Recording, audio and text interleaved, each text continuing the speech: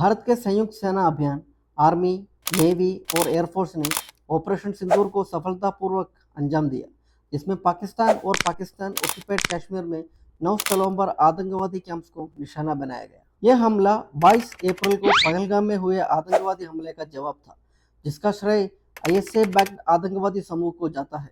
पाकिस्तान में 4 लक्ष्यों भावलपुर, मुर्दिक, सियालकोट, सरजाल और POK में 5 लक्ष्य को निशाना बनाने के लिए सटीक हथियारों का इस्तेमाल किया गया, जिसका उद्देश्य दंड से मुक्त होकर काम कर रहे आतंकवादी ढांचे को नष्ट करना था।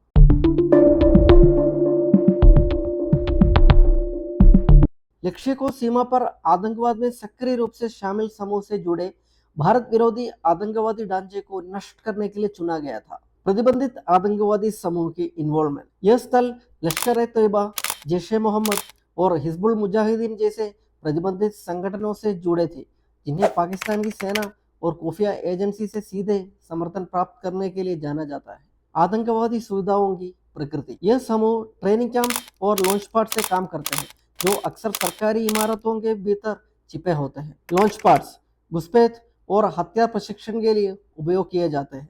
लार्जर कैंप्स धार्मिक उपदेश, प्रोपेगेंडा, लॉजिस्टिक्स और रिक्रूटमेंट जैसे उद्देश्यों की पूर्ति करते हैं।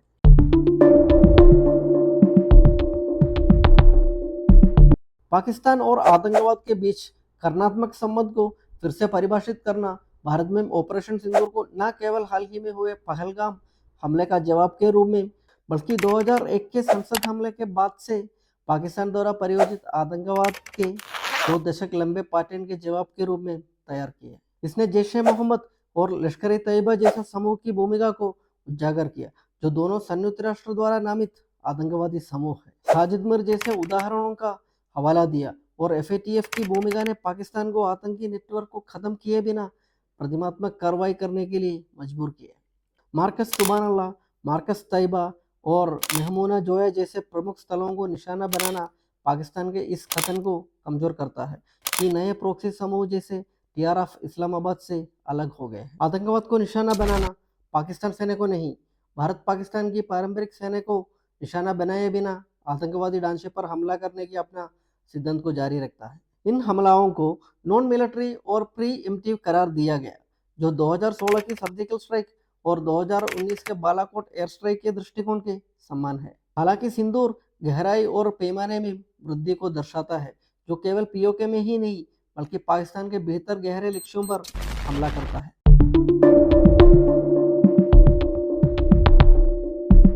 भारत ने इस बात पर जोर दिया है कि सिंदूर फोकस्ड, मेशर्ड और नॉन एस्केलेटरी था, जिससे पता चलता है कि वह पूर्ण पैमाने पर युद्ध नहीं चाहता है। हालांकि इसने एक स्पष्ट संदेश दिया कि पाकिस्तान की न्यूक्लियर डिटरेंस पोस्टर अब उसके आतंकी ढांचे की रक्षा नहीं कर सकती।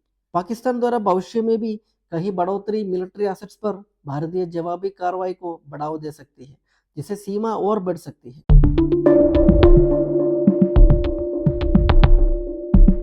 Unprecedented scale and reach. एक ही दिन में 24 मिसाइल हमले किए गए। भारत का अब तक का सबसे बड़ा एक दिवसीय हमला, बालाकोट और उरी के विपरीत, जिसमें एक या कुछ जगहों का निशाना बनाया गया था। सिंदूर एक मासिव कोऑर्डिनेटेड ऑफेंसिव को दर्शाता है। Wider target spectrum and deep strikes. Bharat ने संकेत दिया कि पाकिस्तान की कोई भी हिस्सा सीमा से बाहर नहीं है। पाकिस्तान के अंदरूनी इलाकों में निशाना बनाया। नीति में स्पष्ट बदलाव दिखाता है कि रिएक्टिव से प्री एम्प्टिव और असर्टिव तक। मिलिट्री एनालिस्ट ने पाया है कि यह अभियान भूगोल और तीव्रता दोनों मामले में पिछले सीमाओं को पार कर गया। Tri service coordination and advanced weaponry. भारतीय सेना, नौसेना और वायुसेना सभी ने संयुक्त परिचालन शक्ति का प्रदर्शन करते हुए भाग लिया। हमले अत्यधिक कोऑर्डिनेटेड टाइम बाउंड थे और विनाश की पुष्टि करने के लिए रियल टाइम UAV कंफर्मेशन का उपयोग किया गया। सटीक युद्ध में एक नए बेंचमार्क स्थापित किया। Strategic red line shift. भारत ने पारंपरिक वृद्धि से बचने के लिए पाकिस्तानी मिलिट्री इंस्टॉलेशंस पर हमला करने से परहेज किया, लेकिन हमलों की गहराई और पैमाने ने स्पष्ट रूप से रेडलाइन को बदल दिया। इस ऑपरेशन ने सीमा पर आतंकवाद को जारी रखने का पाकिस्तान को होने वाली लागत को फिर से परिभाषित किया है। पहलगाम हमले के पीड़ितों, विशेष रूप से 26 मारे गए लोगों की विधवाओं के सम्मान में सिंदूर नाम दिए गए, जो मिलिट्री ग्लोरिफिकेशन से मिलिट्री जस्टिफिकेशन की और बदलाव को दर्शाता है। धन्यवाद। मिलते हैं अगला वीडियो।